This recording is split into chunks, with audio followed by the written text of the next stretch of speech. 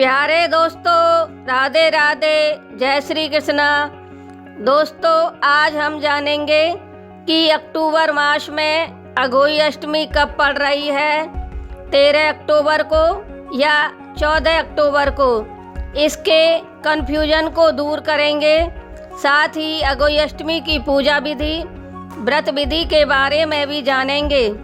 दोस्तों, अघोई अष्टमी प्रतिवर्ष कार्तिक मास के कृष्ण पक्ष की अष्टमी तिथि को मनाई जाती है। इसमें अघोई माता के नाम से व्रत और पूजा पाठ किया जाता है। माताएं और बहनें इस व्रत को अपनी संतान की दीर्घायु और अच्छे स्वास्थ्य की कामना के लिए करती हैं और अघोई माता की पूजा करती हैं और व्रत रखती हैं। तारों की छाँव में इस व्रत का समापन होता है और व्रत को खोला जाता है। ऐसी धार्मिक मान्यता है कि अघोई अष्टमी का व्रत संतान की लंबी उम्र और अच्छे स्वास्थ्य के लिए किया जाता है। इसलिए कार्तिक मास में अघोई अष्टमी का व्रत करना बहुत ही फलदायक है। इसलिए मेरी माताएं और बहनें इस व्रत को अवश्य ही करें। व्रत करने से उनकी संतान में अच्छे संस्कार आएंगे और संतान की ओर से उन्हें कभी दुखी नहीं रहना पड़ेगा। इसलिए अघोई अष्टमी के व्रत को करने में चूकना मत। अब दोस्तों, बात कर लेते हैं कि अघोई अष्टमी किस तारीख की है, 13 अक्टूबर की है या 14 अक्टूबर की है। चलिए इसे कन्फ्यूजन को भी दूर कर लेते हैं। हमारे हिंदू पंचांग के अनुसार अघोई अष्टमी 13 अक्टूबर 2025 को दोपहर 12:44 से आरंभ हो रही है और 14 अक्टूबर 2025 को सुबह 11:10 तक रहेगी। अब हम यह कैसे जानें कि हमें यह व्रत किस तिथि या तारीख को रखना है, 13 अक्टूबर को रखें या 14 अक्टूबर को रखें। अघोई अष्टमी दोनों दिन है। 13 अक्टूबर में पूरे दिन और पूरी रात भर अघोई अष्टमी है, जबकि 14 अक्टूबर को मात्र सुबह 11:10 तक ही अष्टमी है।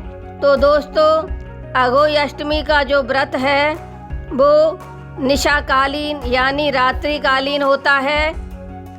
माताएं और जो बहनें हैं वो रात्रि में तारों की छाँव में इस व्रत को खोलती हैं और तारों को देखकर उन्हें जल अर्पित करती हैं। उसके अनुसार अघोई अष्टमी का व्रत 13 अक्टूबर 2025 को मनाना सर्वश्रेष्ठ रहेगा। 13 अक्टूबर को ही व्रत रखा जाएगा। इसमें बिल्कुल भी संशय करने की आवश्यकता नहीं है। इससे आगे दोस्तों, अब बात कर लेते हैं कि अष्टमी पूजा का शुभ मुहूर्त क्या रहेगा, कब पूजा करनी है। तो मेरी माताएं और बहनें 13 अक्टूबर 2025 को शाम 5:53 से लेकर रात 7:08 तक अपनी अष्टमी व्रत की पूजा कर सकती हैं। यह सर्वश्रेष्ठ पूजा का समय है। अब जानते हैं कि तारों के दर्शन कब करने चाहिए, तारों को अर्घ कब देना चाहिए, व्रत का समापन कब करना चाहिए। तो मेरी माताएं और बहनें 13 अक्टूबर 2025 को शाम 6:28 से लेकर रात्रि 11:40 तक तारों के दर्शन कर सकती हैं, अर्घ दे सकती हैं और अपने व्रत को खोल सकती हैं या समापन कर सकती हैं। अब दोस्तों, जानते हैं कि अघोई अष्टमी का व्रत और पूजा पाठ किस प्रकार से करना चाहिए। तो चलिए इसके बारे में जानते हैं। तो मेरी माताएं और बहनें सुबह जल्दी उठें।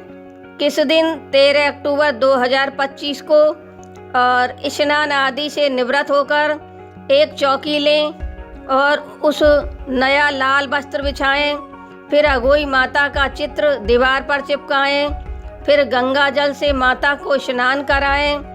रोली कुमकुम से माता के बिंदी लगाएं, चावल आदि अर्पित करें, फूल और माला माँ को चढ़ाएं, 16 श्रृंगार माता को अर्पित करें, नैवेद्य अर्पित करें जिन्हें बतासे कहते हैं, अर्पित करें। उसके बाद धूप और दीपक जलाएं। धूप और दीपक जलाकर माता से प्रार्थना करें, हे अघोई माता, मैं अपने दोनों बच्चों, तीनों बच्चों या एक बच्चा या बच्चियों के लिए यह व्रत रखा है ताकि मेरे बच्चों की दीर्घायु हो और उनके जिस भी कार्य में विघ्न पड़ रहा है या मुसीबत पड़ रही है वो दूर हो, उसका अंत हो। इस प्रकार से आप अघोई माता से अपनी प्रार्थना कर सकती हो। अघोई माता का व्रत या संकल्प अपनी संतान की लंबी आयु, विघ्न और बाधा हटाने या दूर करने के लिए किया जाता है। अगर संतान पर कोई विघ्न और बाधा चल रही है तो वह दूर हो जाती है। इसके बाद आप पूजा के मुहूर्त यानी शाम को 5:53 से लेकर 7:08 शाम तक अघोई माता की पूजा कर लें। कुमकुम आदि चढ़ाएं, फूल माला चढ़ाएं, चावल रोरी चढ़ाएं, धूप दीपक जलाएं और माँ को बतासे चढ़ाएं। अंत में आपको अघोई माता की आरती करनी है। घर के अंदर जो भी खीर पूरी सब्जी बनी है उससे माता का भोग लगाएं।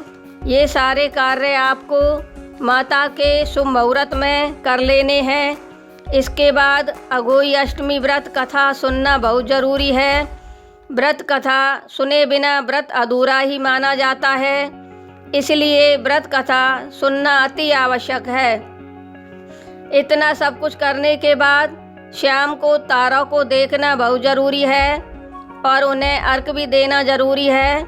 मेरी माताएं और बहनें शाम 6:28 से लेकर रात्रि 11:40 तक तारा को अर्घ दे सकती हैं और अपने व्रत का समापन कर सकती हैं। फिर अपने घर के जितने भी बड़े बुजुर्ग हैं उनके चरण स्पर्श कर आशीर्वाद ले सकती हैं। अपने पति के भी चरण स्पर्श कर आशीर्वाद लें। इसके बाद जल पी सकती हैं, भोजन कर सकती हैं और अपने व्रत का समापन कर सकती हैं। इस प्रकार से दोस्तों अघोई अष्टमी का यह व्रत संपन्न हो जाएगा और आपकी संतानें सदा सदा के लिए निरोगी और दीर्घायु हो जाएंगी।